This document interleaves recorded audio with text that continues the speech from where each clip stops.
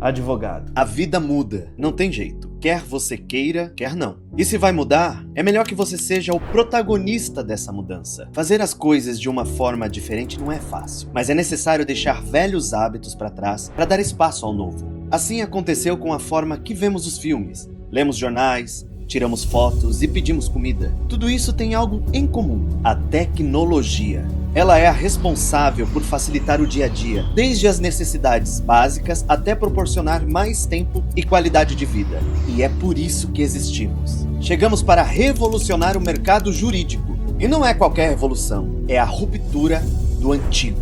É parar de fazer as coisas como se faz há décadas. É sair da zona de conforto, é inovar. Queremos fazer parte da sua mudança e dar o que você sempre quis. E que cá entre nós, sabemos que muitos advogados nunca tiveram. Liberdade. Liberdade para sair no meio do dia e buscar o filho na escola. Liberdade financeira para marcar uma viagem para daqui 2 dias. Liberdade para você ter mais tempo para atender melhor os seus clientes. Liberdade para não precisar ficar contando moedas no final do mês, enquanto cuidamos de todo o restante para você. Petições, audiências, cálculos e pareceres. Nossos clientes já aumentaram seus faturamentos em 4 vezes apenas por terem mais tempo para buscar novos casos, em vez de passar horas redigindo petições e se locomovendo em audiências. Antes de conhecer a Facilita Jurídica, eu enfrentava diversos desafios na gestão do meu escritório. Tudo demandava muito tempo e esforço. Foi então que eu descobri a Facilita Jurídica. Com ela, eu passei a gerenciar todos os processos de forma integrada e eficiente. O tempo que antes era gasto com tarefas administrativas foi reduzido drasticamente. Isso me permitiu focar no que realmente importa: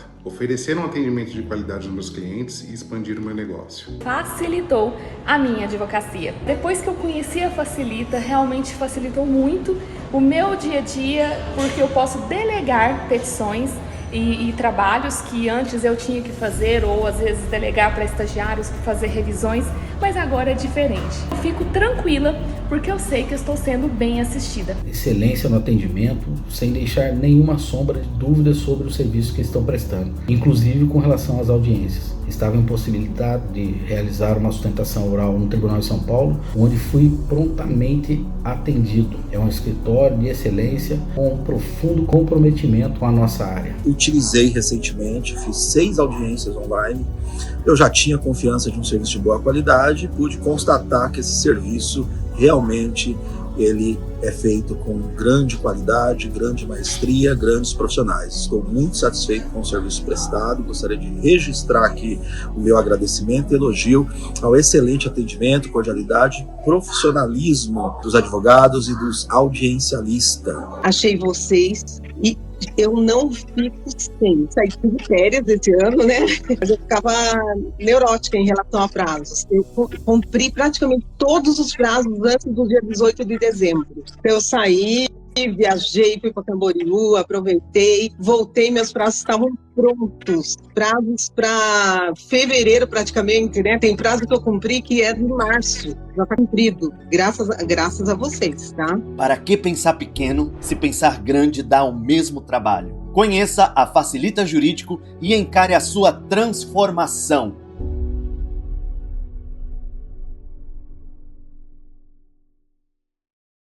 Diretor, estamos ao vivo? Posso começar? Agora é de verdade, não vai me deixar falando sozinho aqui? Então tá bom, vamos lá. Boa noite a todos, sejam bem-vindos a mais uma live aqui da Facilita Jurídico. Hoje nós vamos discutir sobre um assunto que tenho certeza que vai ser importante para muitas pessoas que nos assistem. Hoje nós vamos falar de estratégias jurídicas para indivíduos que apresentam o transtorno do espectro autista, tá? Então, antes de a gente iniciar, só lembrando vocês que eu sou o Rômulo, trabalho aqui na Facilita Jurídico, sou coordenador do operacional e para essa discussão de hoje nós estamos trazendo 2 pessoas muito especiais para discutir com a gente. O Eric Navarro, que vocês já conhecem, e o João Vitor, que vocês também conhecem. Então eu peço que eles se apresentem para daí a gente começar. Por favor, Eric, apresenta você primeiro. Claro. Bom, primeiro, prazer estar com todos vocês aqui hoje. Obrigado, Rômulo. Obrigado, João. É um prazer estar curtindo esse podcast aqui com vocês, essa live. Eu sou Eric Navarro, fui juiz federal durante 19 anos. tive uma carreira acadêmica em paralelo aí com mestrado, doutorado na área de direito processual, e saí da magistratura para poder vivenciar mais de perto o empreendedorismo no mundo do direito, né? Então, me tornei advogado e sou sócio da Facilita Jurídico e de algumas outras empresas que usam a tecnologia para melhorar o dia do advogado. Como professor, produzo conteúdo digital, ensino os advogados a prospectarem clientes com base em teses específicas, que sejam teses escaláveis, e uma delas é exatamente a tese que a gente vai tratar hoje aqui. É isso. Por favor, João. Boa noite, gente, tudo bem? Primeiro, agradecer Rômulo, Eric, agradecer o pessoal da Facilita Jurídica, é uma grande honra estar aqui com vocês. Sou advogado, sou especialista em direito da saúde, direito médico, defensor da causa dos autistas, então é uma das causas que mais mexe comigo, o Eric sabe disso como um grande parceiro comercial. Então, quando eu estudei com o Eric, né, o Eric é um grande professor meu, essa foi uma das teses que mais brilhou meus olhos, então comecei a me especializar, comecei a estudar cada vez mais, me reuni de pessoas, até do meu entorno, psicólogos, médicos, para conversar, estar sempre debatendo e sempre aprendendo um pouquinho, não só da parte jurídica, mas da parte prática e da vida das pessoas com autismo. Muito legal.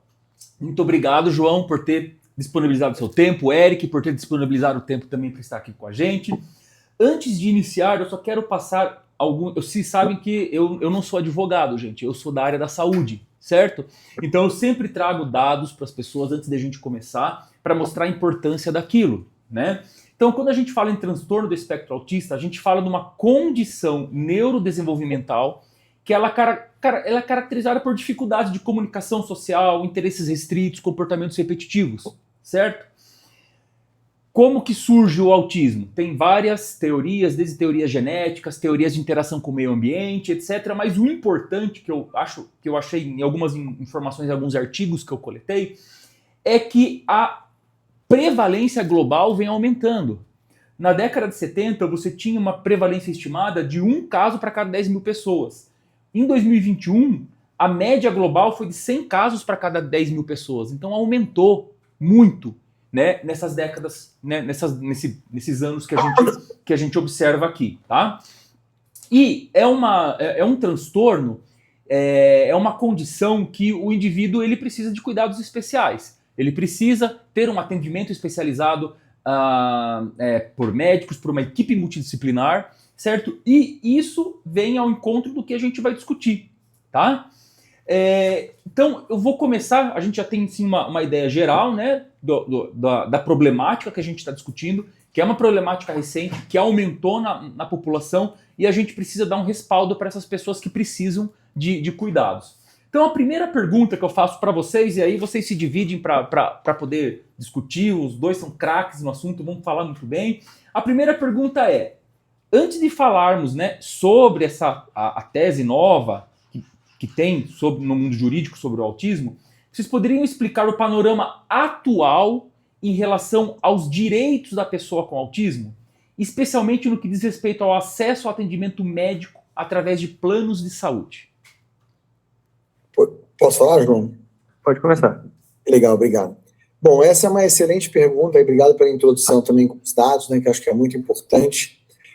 Principalmente também para os advogados que buscam atender esse mercado, né, mostra claramente que é um mercado super escalável e que está em expansão, e isso tem tudo a ver com a resposta a essa pergunta, né? Infelizmente, os planos de saúde elegeram o autista como um dos seus vilões prediletos, né, o seu inimigo comum.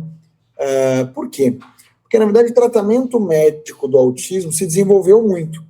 Então, você tem diversas prescrições médicas que são comprovadamente eficientes, como o tratamento por terapia com o método ABA, né, que é análise de comportamento aplicada, musicoterapia, fonoterapia e outras modalidades terapêuticas que os planos de saúde simplesmente não cobrem. Eles são 100% negados pelos planos de saúde, o que, obviamente, aumenta a necessidade do ajuizamento de demandas para buscar a proteção jurídica e a tutela jurídica adequada da obrigação de fazer, para que os planos de saúde cumpram com aquilo que nada mais é do que a sua obrigação.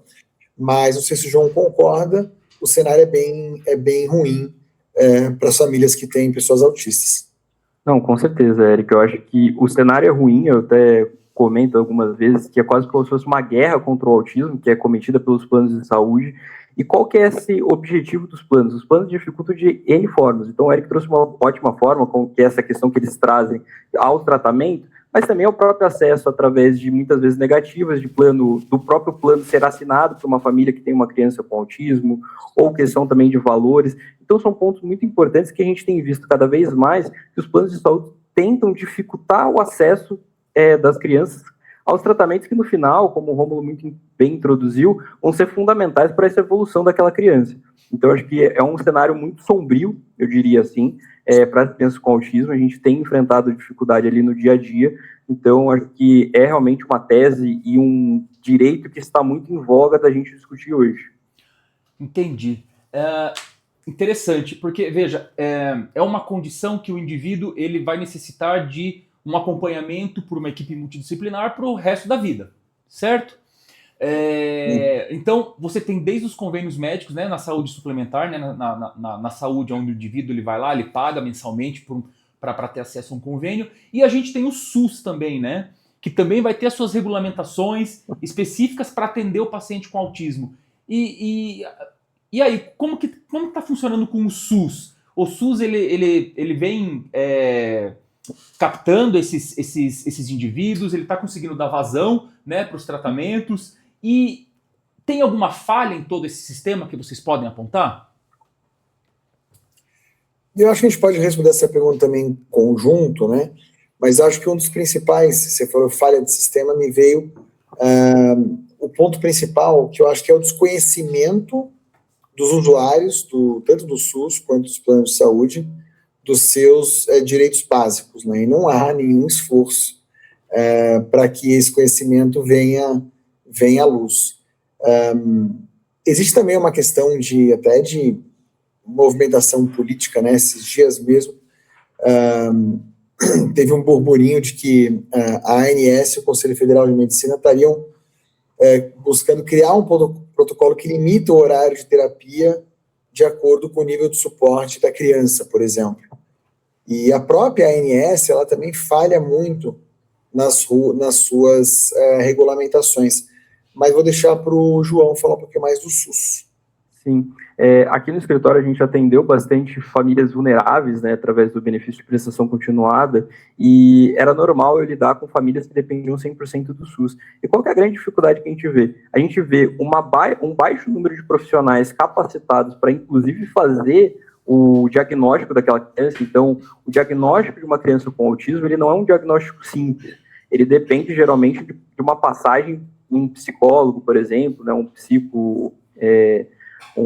neurologista especializado, um neuropediatra, que vão fazer uma avaliação que é uma avaliação contínua daquela criança. Mas o que a gente vê muitas vezes é que aquela criança ou não tem a continuidade nesse acompanhamento com o psicólogo, com o neurologista, ou ela sequer consegue acessar aquele neurologista.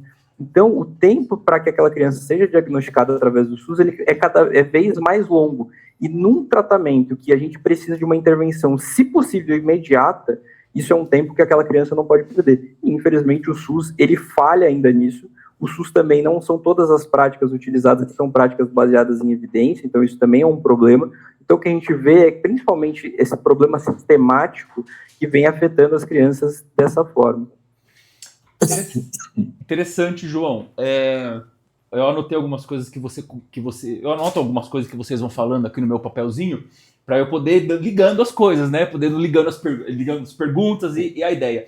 Eu li alguns artigos que eu sou um curioso para tentar entender como que as coisas acontecem, etc., dentro da parte biológica, e todos os artigos eles comentam que atualmente os países desenvolvidos eles vêm trabalhando em diagnóstico precoce, tentar diagnosticar o mais rápido possível, porque é justamente isso que você falou. A criança, aquele indivíduo que tem, né, o transtorno do espectro autista, ele precisa ter acesso a um tratamento o mais rápido possível para ele poder se desenvolver, né, ele poder ter todo aquele desenvolvimento pleno dele que é possível, né, é possível de acontecer, certo?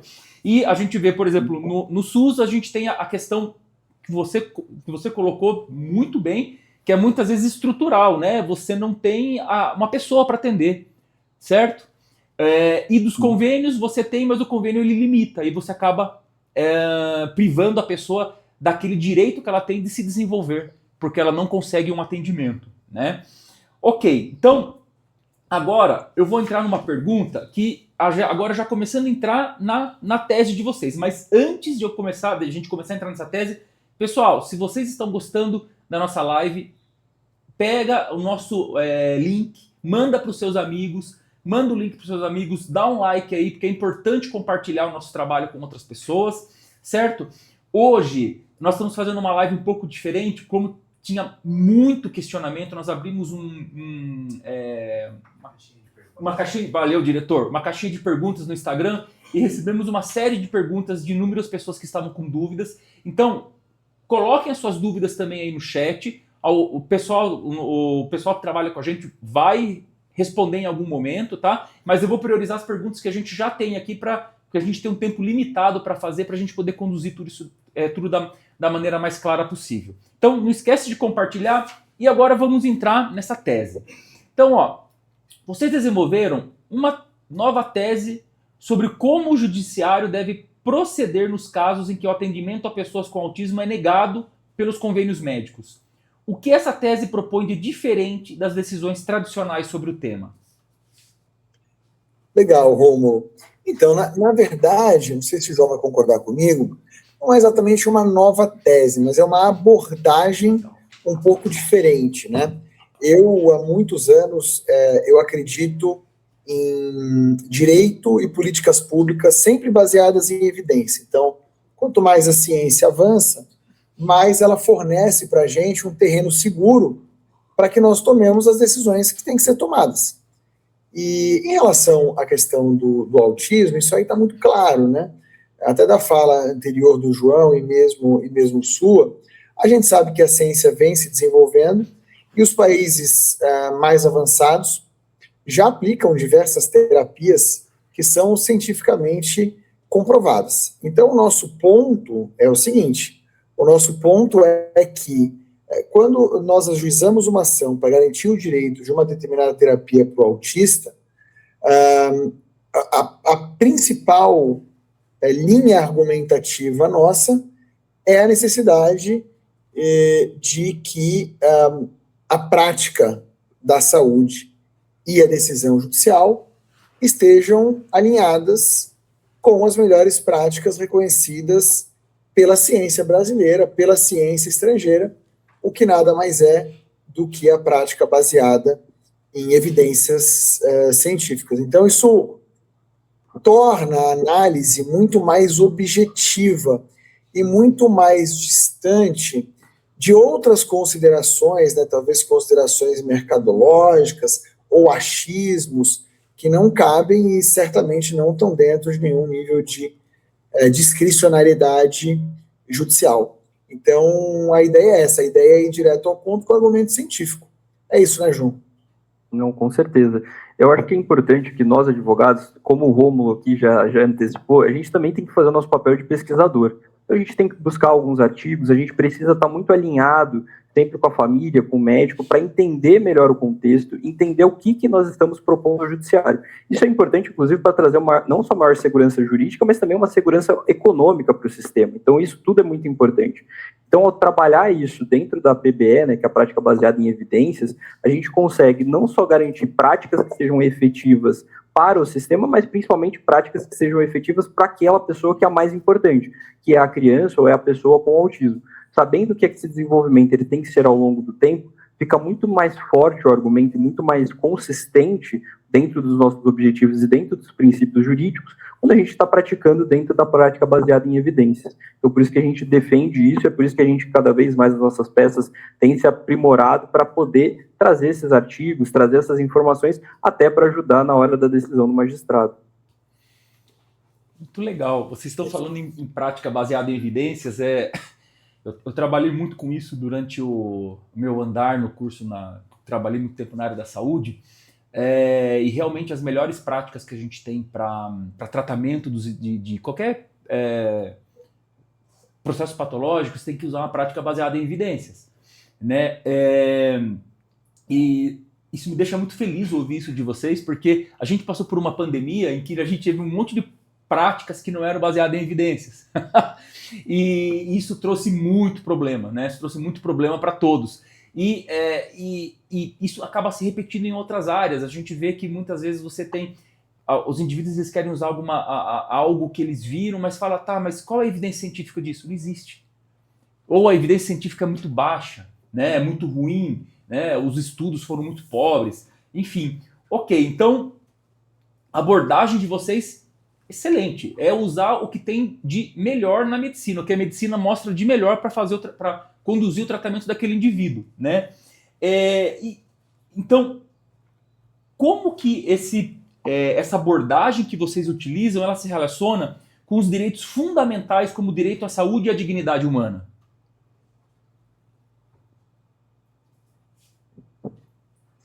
Deixa o João começar agora. Eu acho, Rômulo, que o encaixe é muito importante. Primeiro porque quando a gente vai falar de dignidade da pessoa humana, a gente sempre aprende durante a faculdade que as pessoas elas sejam um fim em si mesmo. Então, eu não posso usar uma criança com autismo para testar uma prática, né? Ela não pode ser uma cobaia de algo que não teve uma comprovação científica. Eu acho que esse é o primeiro ponto. Então, é você literalmente tratar aquela pessoa como um fim em si mesmo, uma pessoa que tem direitos básicos, como o direito ao acesso à saúde, e que por isso ela tem que ser colocada no centro daquele tratamento, para que ele garanta, né, todo o tratamento que vai ajudar no seu desenvolvimento. E quando nós estamos falando somente no confronto contra planos de saúde, a gente já comentou aqui, quanto antes a gente inicia o tratamento, quanto mais intenso é aquele tratamento, melhor vai ser o desenvolvimento daquela pessoa. Então, basicamente, ao defender um tratamento de evidências, eu estou assegurando que aquela pessoa vá ter um desenvolvimento no longo prazo que permita a ela ter a vida mais plena possível dentro das suas limitações que ela possa enfrentar por causa do espectro autista. Então, esse é o grande objetivo e esse é o nosso grande cerne principiológico quando a gente defende um tipo de ação como esse, tá? Legal, muito bom. E quais são as perspectivas que vocês têm para o futuro, em termos de avanços ou retrocessos na legislação e na jurisprudência sobre os indivíduos que apresentam o transtorno do espectro autista? Olha, eu vou dar a minha visão com base no que eu vi em outras coisas no tempo que eu fui juiz relacionados à proteção do direito da saúde. Os juízes, eles têm a sensibilidade ali do caso concreto, eles são muito impactados pelo caso concreto, eles tendem a proferir medidas de deferimento desses pedidos. No entanto, do ponto de vista mercadológico, né, do ponto de vista político, muitas vezes as ações políticas criam normas que acabam aprisionando o juiz. Então, vou dar um exemplo em que até, de certa maneira, como juiz, eu concordava com isso. Determinadas terapias, muitas vezes não comprovadas cientificamente e caríssimas, eram deferidas por juízes para tratamento de outras doenças, eu não estou nem falando de autismo. E não tinha comprovação científica nenhuma, mas o juiz ficava muito tocado pela situação da pessoa aí no caso concreto. O CNJ estabeleceu uma regulamentação proibindo isso, e dizendo quais eram os critérios que o juiz deveria adotar para deferir um determinado tratamento, uma determinada medicação. E eu estou pensando aqui em SUS, tá? Não estou pensando em plano de saúde. Então, é possível que em algum momento isso ocorra. Agora, eu não tenho, né, a visão, essa bola de cristal, para saber, do ponto de vista legislativo e político, para onde que isso vai caminhar. Do ponto de vista jurídico e da linha de frente do Poder Judiciário, eu vejo cada vez mais com bons olhos, tanto que a gente entende que essa tese hoje é uma tese vencedora. Eu ensino essa tese para os meus alunos dentro do meu método, que a gente chama de teses vencedoras escaláveis, exatamente porque cada vez mais ela vem sendo aceita no Poder Judiciário. Quer comentar alguma coisa, João? Ou podemos continuar?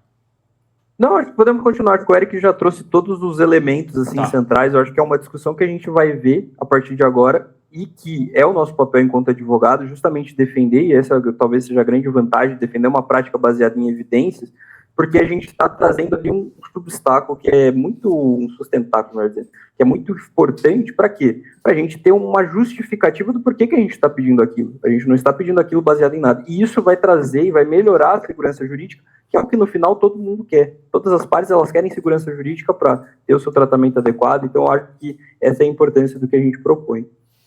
Legal. Tá, então, porque assim, eu tenho duas perguntas para fazer.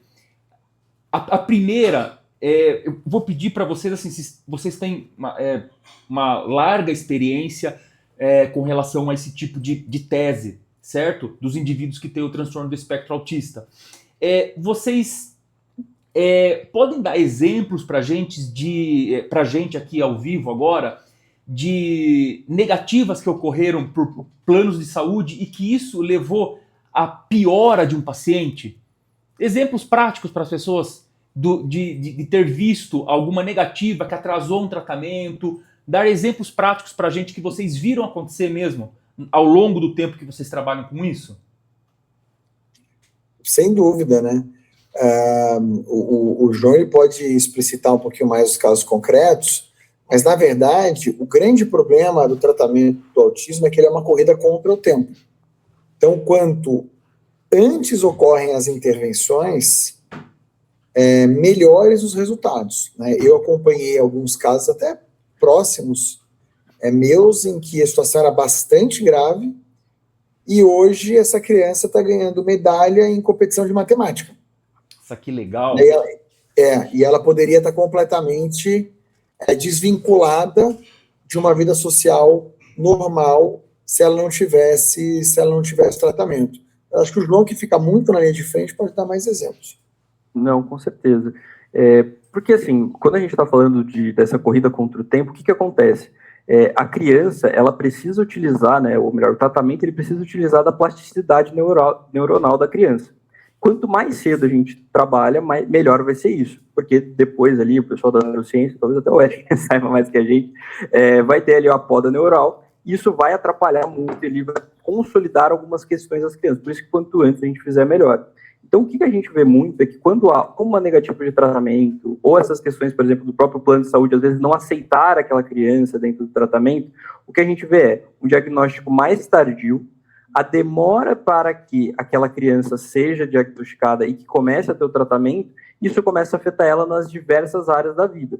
Então, são crianças que estão mais propícias a sofrer um bullying, por exemplo, na escola, porque, às vezes, se ela estiver atrasada em relação aos coleguinhas ou não conseguir se comunicar direito com aqueles colegas, isso pode fazê-las serem vítimas de violência, ser vítima de violência verbal. Então, todo esse cenário ele vai prejudicando, porque aí aquela criança começa a ficar cada vez mais restrita ali à sua própria realidade, sofrendo com isso, e aí aquilo só tende a piorar com o passar do tempo. Então, esse cenário que a gente vem encontrando assim, dentro desses casos é algo muito sério, porque, infelizmente, o que a gente está fazendo é tirando a oportunidade daquela criança de ter essa vida plena que a gente tanto defende, tanto busca dentro da defesa das pessoas com autismo. Entendi, você falou de poda neural, já estudei sobre isso também. É interessante o que acontece ao longo do desenvolvimento do sistema neurológico, e realmente tem todas essas questões que vocês estão falando. É gostoso lembrar quando eu estudava essas coisas. Vamos lá, então agora na prática, gente. O advogado que ele está com um caso de um indivíduo com transtorno do espectro autista que ele teve o direito negado lá no plano de saúde de fazer uma terapia.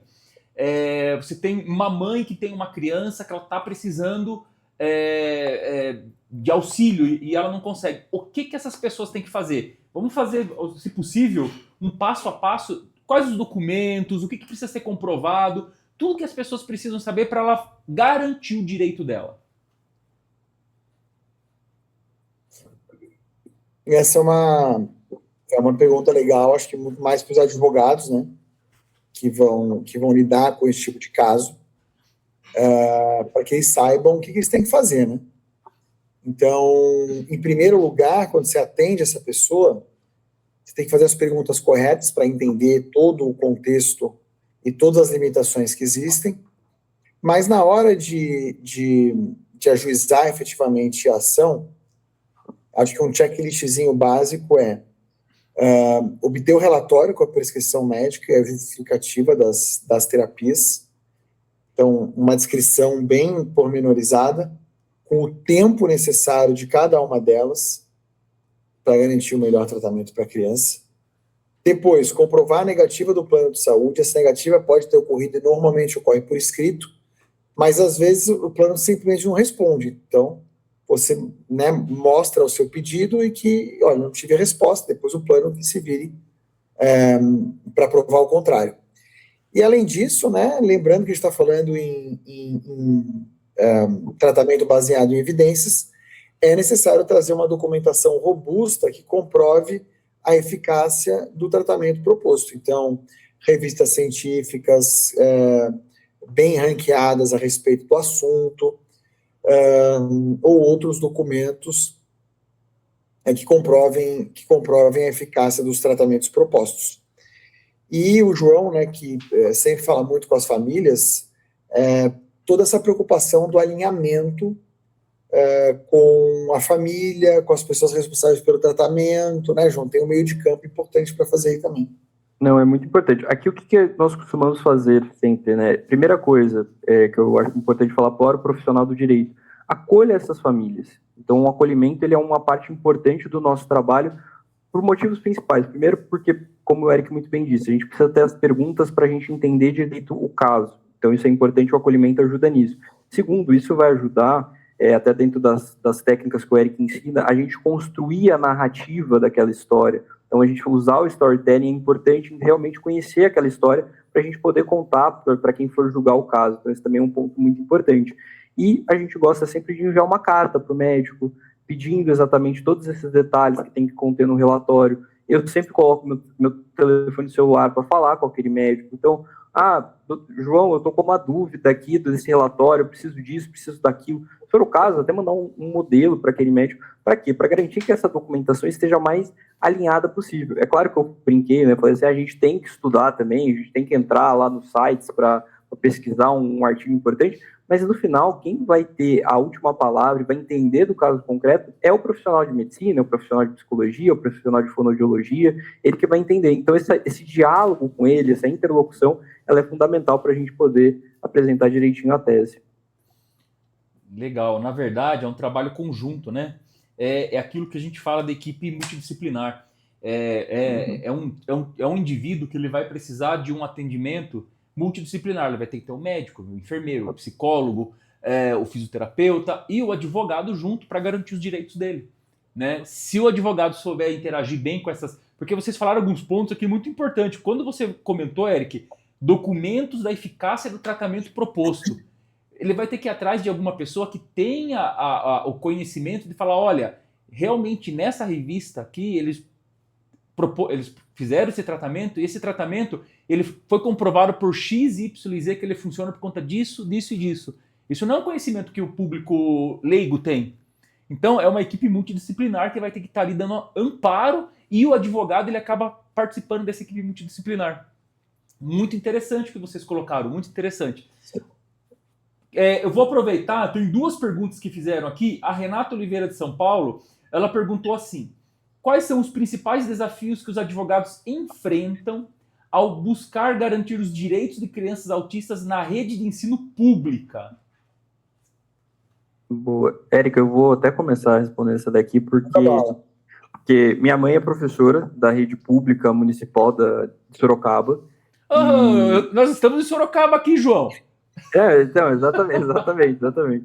E meus pais moram aí na cidade, né? Então, assim, é comum eu conversar com ela sobre essas questões, e infelizmente a gente vê uma série de problemas quando envolve a questão de ensino, e os clientes, principalmente os clientes do BPC, também enfrentam. Então, primeiro, a própria compreensão da escola sobre aquele quadro, essa dificuldade, muitas vezes, de diagnóstico da criança que é mais vulnerável economicamente falando, então isso também é um problema, e, principalmente, a própria execução das questões necessárias. Então, muitas vezes, aquela criança com autismo ela vai precisar de um acompanhante escolar. Esse acompanhante escolar, né, o AE, que a gente chama, ele vai estar ali focado principalmente no desenvolvimento educacional daquela criança. Só que muitas vezes ele tem que acumular uma série de crianças, então em vez de cuidar de uma criança só, ele vai cuidar de várias, que têm necessidades diferentes e que podem vivenciar uma crise, algum problema. Então todo esse acompanhamento ele é muito difícil. Recentemente, inclusive acho que foi na semana passada ou retrasada, o Ministério da Educação aprovou o parecer número 50, que fala basicamente da discussão sobre o plano de estudo, de ensino individualizado. Então é uma prática defendida por grandes estudiosos da educação, principalmente da educação para pessoas do espectro autista, como o Lucelmo Lacerda, é um grande expoente dessa área. Indico para as pessoas que estão estudando autismo conhecer o trabalho dele. E esse plano de ensino individualizado ele vai tentar entender muito melhor ali a relação da criança, o que ela precisa para ter um desenvolvimento adequado, mas é um desafio, porque nós sabemos qual que é a realidade do ensino público do Brasil. Então é um ensino que tem muitas pessoas, infelizmente tem poucas pessoas trabalhando, então os professores são cada vez mais sobrecarregados, os acompanhantes escolares, os assistentes também, então a gente sabe que é um desafio e uma dificuldade. Então esses são os desafios que o advogado vai enfrentar, e aí tentar conhecer a realidade da família, ver como ajudar, ver essas questões financeiras, PPC, saque FGTS, são todos elementos que podem ser importantes na hora da gente ajudar essa família. Interessante. Tem mais uma pergunta agora da Camila Santos de Belo Horizonte. Quais são os pontos mais importantes que um advogado deve observar ao redigir uma petição inicial sobre o direito de acompanhamento especializado para autistas em tratamentos médicos ou terapêuticos? Quer mandar, João? Eu posso mandar. Eu acho que sim. Qual que é o nome da Camila Santos. Camila Santos. Camila, eu acho que assim, a gente trouxe ali quais são os pontos essenciais. Eu acho que o mais importante o acompanhamento especializado, ele tem uma justificativa do porquê que aquela criança precisa ter esse acompanhamento. Isso tem que ficar muito claro para o magistrado quando ele estiver julgando a ação. Então, trazer isso de forma clara, talvez até com elementos de visual law, de tipografia jurídica, é fundamental. E por isso, também baseado no próprio relatório que já foi trazido. Então, todos esses elementos são muito importantes e sempre de forma sucinta, lógica e clara, para que a pessoa que estiver lendo entenda o porquê que aquela criança precisa desse acompanhamento especializado. Além disso, construir uma narrativa importante, interessante, mostrar principalmente onde aquela criança está e o que o acompanhamento especializado vai transformá-la, né? O Eric fala muito bem disso. Então, depois, se você quiser, ele até complementa, porque isso é uma técnica muito importante. Claro, sempre está atrelando isso com os elementos de direito importantes, Lei Berenice Piana, Convenção Internacional do Direito das Pessoas com Deficiência, porque a pessoa com autismo no Brasil é uma pessoa com deficiência para fins legais, Constituição Federal, e claro, quando estiver envolvendo algum ente particular, pode usar também o CDC. Todos esses elementos muito bem amarrados vão trazer uma petição inicial muito efetiva para você conseguir o seu direito. Isso. E quando a gente fala da petição inicial, apesar dela ter que conter todas essas coisas, em termos de disposição das argumentações na petição inicial, menos é mais. Então, muita objetividade, facilitar ao máximo o encontro e a leitura dos documentos linkados ali aos fatos que eles querem provar, deixar o contraste muito claro, como disse o João, do antes e do depois, quer dizer, essa criança está aqui, sem tratamento vai acontecer isso aqui, com tratamento vai acontecer isso aqui. E se você conseguir utilizar algumas técnicas de storytelling para contar uma historinha mesmo, para que o juiz perceba que ali tem uma pessoa com as suas circunstâncias e não apenas o número de um processo com o autor, e eu falo de cadeira por ter vivenciado isso muito tempo do lado da magistratura, isso faz muita diferença, muita, mas sempre sem perder a objetividade. Menos é mais, sempre. Lembrar que o juiz tem centenas, milhares de processos para analisar e ele não acha nenhum processo especial. Você acha porque é o seu, mas ele não acha. Pode ser o caso mais grave do mundo. Então, sempre muita objetividade. Interessante, Eric. No censo do CNJ que saiu do ano passado, cada juiz tem em torno de 1.200 processos por ano para analisar.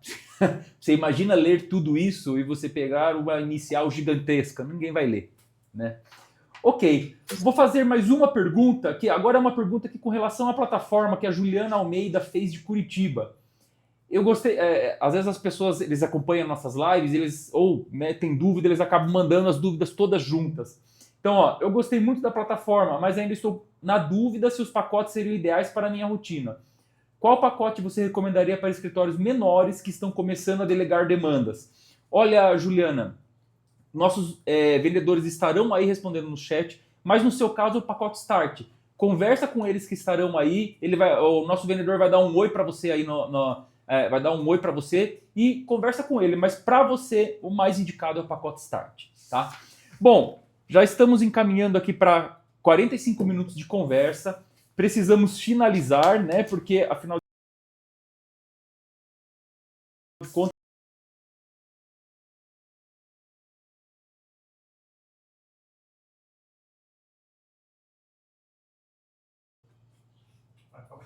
pode continuar? Voltamos, diretor? Problema técnico resolvido? Então tá bom. Então vamos lá. Vamos nos encaminhando para o final. Vou fazer a última pergunta para vocês. Então vamos lá. Como nós podemos, como sociedade, apoiar o avanço de políticas públicas que garantam o direito do atendimento médico de forma inclusiva e justa para todas as pessoas com autismo?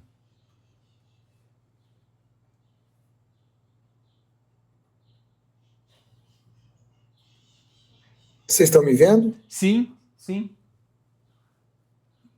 Ah, legal.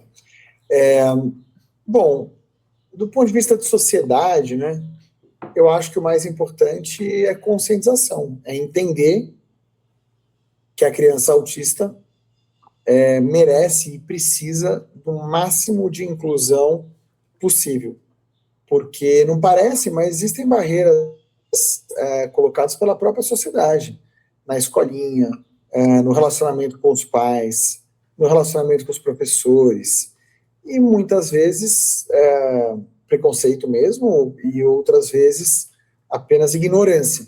Então a primeira coisa é combater a ignorância, né? Começar a conscientizar. Mas, de novo, eu estava discutindo, o João até me falou de um parecer do Conselho Nacional de Educação, acho que é o parecer 50. Se quiser falar um pouquinho sobre isso, João, acho legal. Então, o parecer 50 é esse parecer do que fala do plano educacional individualizado, né, para a criança, e eu acho que ele foi um fruto de muita luta, né? Então foi muita luta que foi feita. Então o Selmo Lacerda foi um dos professores que estava lutando, por exemplo. Então eu acho, Romulo, que para a gente lutar pela questão da saúde, claro, nós temos que entender que a questão do autismo ela é uma questão também que é multidisciplinar, como você muito bem disse ao longo da nossa conversa. Então é importante que todas essas bases elas sejam muito bem postas. Então eu brinco que o problema do Brasil não é a ausência legislativa. O problema é uma questão de execução dessa norma e principalmente uma questão pedagógica da sociedade. Entender as necessidades que conseguir desenvolver cada vez mais e sempre pautado em práticas baseadas em evidências, práticas educacionais, práticas baseadas em evidência na área da psicologia, práticas baseadas em evidência na área da medicina.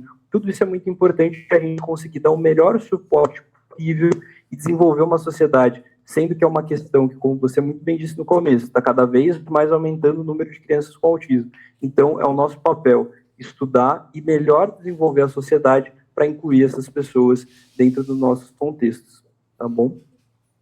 Muito bom, muito bom. Conhecimento para as pessoas nunca é demais, né? Quando as pessoas conhecem o que está acontecendo, ela vai agir de forma diferente, ela vai entender aquilo que está acontecendo e ela vai procurar, né? A pessoa com conhecimento, ela muda o mundo, ela muda a sociedade, ela muda tudo que está em volta dela. Realmente muito interessante, muito legal. Meus queridos, né? Já estamos encaminhando para o fim, né? Falta mais ou menos mais 5 minutos. Já estaremos aqui a 1 hora conversando, serão 8 horas da noite. Eu queria que vocês dessem as palavras finais de vocês para o nosso público que está nos ouvindo. Eu estou com problemas de internet aqui, mas eu espero que vocês estejam me ouvindo. Estamos. A minha palavra final, legal. a minha palavra final vai para os advogados. A defesa dos direitos do autista é, sem a menor dúvida, uma das melhores áreas para o advogado se especializar, prospectar e trabalhar. E eu falo isso do ponto de vista econômico, porque bem ou mal você está lidando com o direito da saúde, e sempre que você fala em direito da saúde, você tem escala e você tem valores altos. Esses tratamentos não são baratos. As condenações, as sucumbências dos planos de saúde são altas. As famílias que podem pagar, obviamente, investem na proteção jurídica, porque a gente está falando de filho. E, por outro lado, ao mesmo tempo em que você está cuidando do seu desenvolvimento profissional, da sua carreira, da sua remuneração, você está ajudando a sociedade a se tornar um lugar melhor para que as pessoas vivam. Você está atuando como um fator de mudança da sociedade. Você está favorecendo a inclusão, você está melhorando a vida de milhares de pessoas, porque quando você trata de um, você não está tratando só de um, você está tratando de mais de um, porque essas pessoas se falam, as comunidades são muito interligadas, os ambientes começam a mudar, e você também está colaborando para uma sociedade mais inclusiva, menos preconceituosa. Então, você, advogado, tem absolutamente todos os motivos para atuar na área de proteção dos direitos dos autistas. É isso. Excelente. E aí, pegando o gancho do Eric, eu diria que atuar nessa área é atuar com propósito. Então, quando você defende o direito das crianças com autismo, ou da pessoa com autismo no geral, além de você ter uma série de direitos ali que são negligenciados e que existem, que a gente pode propor para aquelas famílias, a gente está realmente ajudando o desenvolvimento de um núcleo familiar, que é um núcleo familiar que é afetado por um diagnóstico, mas que ele não precisa ser refém daquele diagnóstico. Ele tem ali não só uma esperança, mas algo que vai evoluir com o passar do tempo, e o tratamento é um dos passos essenciais para aquela pessoa atingir uma vida mais plena. Então, eu digo que, assim, quando eu trabalho com causas relacionadas ao direito do espectro autista, é um tipo de causa que eu saio lembrando daquele sonho do advogado jovem de ser um instrumento da transformação social. Então, é uma área muito importante, é uma área que tem muito que se avançar, é uma área que demanda, sim, estudo e conhecimento, não só do direito, mas também dessas questões de ciência, mas que é uma área que sempre engrandece, tanto no aspecto econômico, como o Eric bem disse, também no aspecto social e, por que não, inclusive, no aspecto emocional. Então, é uma área que realmente mexe muito com o propósito e que te deixa muito satisfeito de atuar. Muito legal. Fiquei bastante feliz em conversar aqui com vocês, que eu venho da área da ciência médica, a gente acompanha nesse país, nosso país ele é muito grande, ele é muito desigual, e quando tem pessoas que estão lutando por direitos que são fundamentais das pessoas, a gente tem que ouvir essas pessoas, aprender com essas pessoas e seguir o exemplo dessas pessoas. Antes de eu finalizar aqui, diretor, tem QR Code, diretor? Tá onde? Tá aqui desse lado? Tô apontando para ele. Esse QR Code do que é, diretor? O QR Code aí é do desconto. É desconto de 10% no pacote Premium. Então, pessoal, quem ainda está em dúvida, compra o pacote Premium, começa a acessar nossa plataforma e usar nossos serviços que vai mudar a sua vida. E para os nossos clientes, né, para quem aí está precisando também, pensando em comprar nossos pacotes, estamos entrando novamente com a Black Friday, agora de 22 a dia 30, onde nós temos o desconto de 10% no pacote Premium e 5% no pacote Start. E quem comprar um pacote Premium nesse período, certo, diretor? Né? Vai participar, vai receber um link exclusivo para participar de uma Masterclass com o Eric Navarro, 2 horas de Masterclass com o Eric Navarro no dia 5/12, mas só quem comprar durante esse período da Black Friday. Ok? Então, estamos já com praticamente 1 hora de conversa aqui, acredito que podemos finalizar. Agradeço imensamente a disponibilidade do Eric e do João em vir aqui conversar com a gente. E até a próxima, pessoal. Gente, muito obrigado. Até a próxima. Legal, obrigado. Foi muito agradável. Obrigado, Rômulo. Obrigado, João. Obrigado, Facilita Jurídico. Obrigado a todos os amigos, advogados e advogadas que assistiram a gente aqui. Felicidade grande. Até a próxima. Obrigado, gente. Também queria agradecer, Facilita, Eric, sempre uma boa troca. Romulo, um prazer aí conversar com você. Muito obrigado, gente. Até mais, gente. Obrigado.